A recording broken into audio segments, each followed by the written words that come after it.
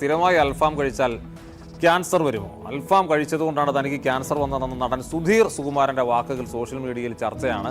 ഇത്തരത്തിലുള്ള അൽഫാം മാത്രമാണ് പ്രശ്നമെന്ന് തോന്നുന്നുണ്ടോ? ഒരിക്കലുമല്ല. നമ്മളുടെ വീടുകളിലൊക്കെ ശ്രദ്ധിച്ചിട്ടുണ്ടെങ്കിൽ ഇതിലും ഡേഞ്ചറസ് ആയിട്ടുള്ള കാര്യങ്ങൾ കാണാം. അൽഫാം ഇങ്ങനെ ഓപ്പൺ ഫ്ലെയിമിൽ ഗ്രില്ല് ചെയ്യുമ്പോൾ കാർസിനോജൻസ് പ്രൊഡ്യൂസ് ചെയ്യുന്നു. ഇതേപോലെ തന്നെയാണ് വീടുകളിൽ ചിക്കനും മീറ്റും ഫിഷും ഒക്കെ ഡീപ്പ് ഫ്രൈ ചെയ്യുമ്പോഴും പാൻ ഫ്രൈ ചെയ്യുമ്പോഴും ഒക്കെ പ്രൊഡ്യൂസ് ആവുന്നത്.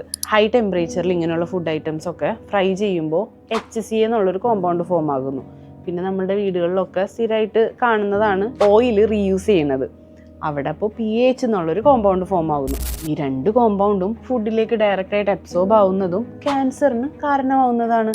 ഇനി വീടുകളിലൊക്കെ ഈവനിങ് സ്നാക്സ് ഉണ്ടാക്കുമ്പോൾ ഒരു കോട്ടിങ്ങിന് വേണ്ടി ബ്രെഡ് ക്രംസ് യൂസ് ചെയ്യും.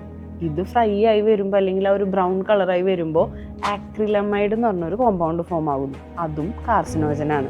സോ സിമ്പിളായിട്ട് പറയുകയാണെങ്കിൽ whenever the food is exposed to high temperature for a long period of time, carcinogens form ആകുന്നു ആൻഡ് അത് ക്യാൻസറിന് കാരണമാകുന്നു. അപ്പോൾ മാറ്റങ്ങൾ വേണ്ടത് നമ്മളുടെ വീടുകളിൽ നിന്ന് തന്നെയല്ലേ. പുറത്തു പോകുമ്പോൾ ഇത്തരത്തിലുള്ള ഫുഡുകൾ നമ്മൾ ശ്രദ്ധയോടെ കഴിക്കുന്നു. പക്ഷെ വീടുകളിൽ മാക്സിമം ഹൈ ടെമ്പറേച്ചറിലുള്ള ഗ്രില്ലിങ്ങോ ഡീപ്പ് ഫ്രൈയിങ്ങോ ഒക്കെ അവോയ്ഡ് ചെയ്യാം.